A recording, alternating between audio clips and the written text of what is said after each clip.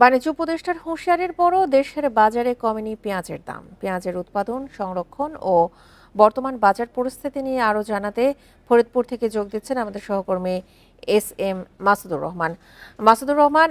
ফরিদপুরে পেঁয়াজের দরদার কেমন দেখছেন, কৃষকরা কি বলছে, আর হঠাৎ করে পেঁয়াজের এত বাড়তি দামের কারণ কি? পেঁয়াজের বাজার গত 15 দিন যাবতই অস্থির অবস্থায় রয়েছে। ঊর্ধ্বগতি হতে হতে পেঁয়াজের বাজার 65 টাকা থেকে খুচরা বাজারে 110 টাকা কেজিতে খুচরা বাজারে বিক্রি হতে দেখা গেছে। ফরিদপুর বাংলাদেশের দ্বিতীয় বৃহত্তম পেঁয়াজ উৎপাদনকারী জেলা, যে জেলাতে পেঁয়াজ গত বছর 40,900 হেক্টর জমিতে পেঁয়াজ উৎপাদন আবাদ করা হয়, যেখান থেকে 5,43,000 মেট্রিক টন পেঁয়াজ এই হাই পেঁয়াজ উৎপাদিত হয়। আর বর্তমান বাজারে যে অস্থিরতা, যে দাম বৃদ্ধির ঘটনাটা দেখা যাচ্ছে, স্থানীয় পর্যায়ে কৃষক পর্যায়ে কথা বলে এবং ব্যবসায়ীদের সাথে কথা বলে জানা গেছে যে এখন হালি পেঁয়াজের মৌসুম প্রায় শেষের দিকে, যে কারণে পেঁয়াজের বাজারে সরবরাহ কম, আর কম থাকার কারণে পেঁয়াজের আস্তে আস্তে পেঁয়াজ ঊর্ধ্বগতি হয়েছে। পাশাপাশি দীর্ঘদিন আমদানি না থাকার কারণে বাজারে সরবরাহ কমে গেছে।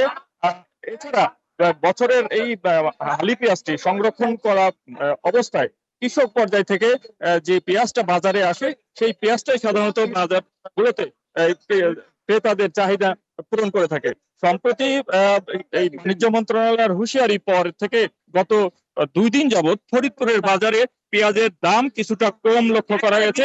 আজকে ফরিদপুরের আমি যেখানে আছি, সালতার বালিগড়ি বাজার, যেখানে পেঁয়াজের বাজার গত 3 দিনের তুলনায় প্রায় 300 থেকে 400 টাকা কমে বিক্রি হচ্ছে, অর্থাৎ 3400 টাকা থেকে 3600 টাকা দরে সর্বোচ্চ বাজার এই পেঁয়াজ বিক্রি হচ্ছে। অর্থাৎ পাইকারিতেই তাদের কিনতে হচ্ছে 85 থেকে 90 টাকা।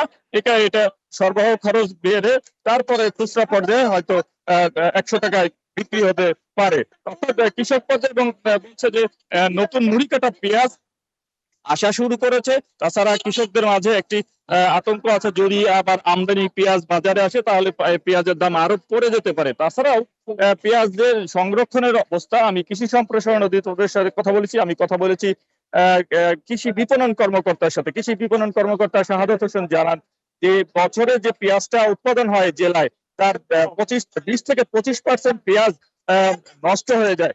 অর্থাৎ সংরক্ষণের কালীন সময় এই 8-9 মাসে পেঁয়াজ প্রায় 20% পেঁয়াজ নষ্ট হয়। তবে এখন পেঁয়াজ তারপরেও আরো বর্তমানে প্রায় 15 থেকে 18% পেঁয়াজ কৃষক পর্যায়ে সংরক্ষণ করা আছে।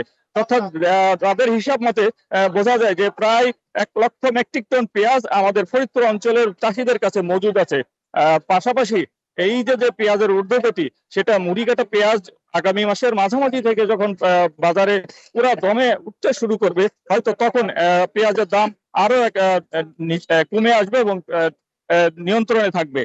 কৃষক পর্যায়ের পাশাপাশি ভোক্তা পর্যায়ের কথা, যে আসলে পেঁয়াজ যদি 100 টাকা কেজিতে তাদের কিনতে হয়, তাহলে তারা মারাত্মক ভাবে হিমশিম খায় এবং বাজার তাদের অন্যান্য পণ্যের সাথে এই পেঁয়াজ ক্রয় করার সময় তাদের আরো বেশি বেগ পেতে হয়, যে কারণে বাজার মনিটরিং প্রয়োজন।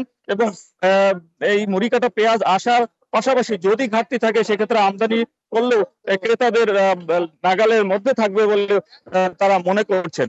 আমি ফরিদপুরের কৃষি সম্প্রসারণ অধিদপ্তরের সাথে কথা বলেছি, তারা বলেছেন এখন যেহেতু পেঁয়াজের শেষ মৌসুম, অর্থাৎ হালি পেঁয়াজ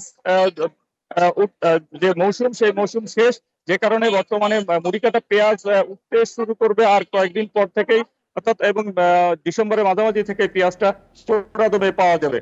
এই ছিল ফরিদপুরের পেঁয়াজের বর্তমান বাজার দর। ফরিদপুর থেকে জানাচ্ছিলেন আমাদের সহকর্মী।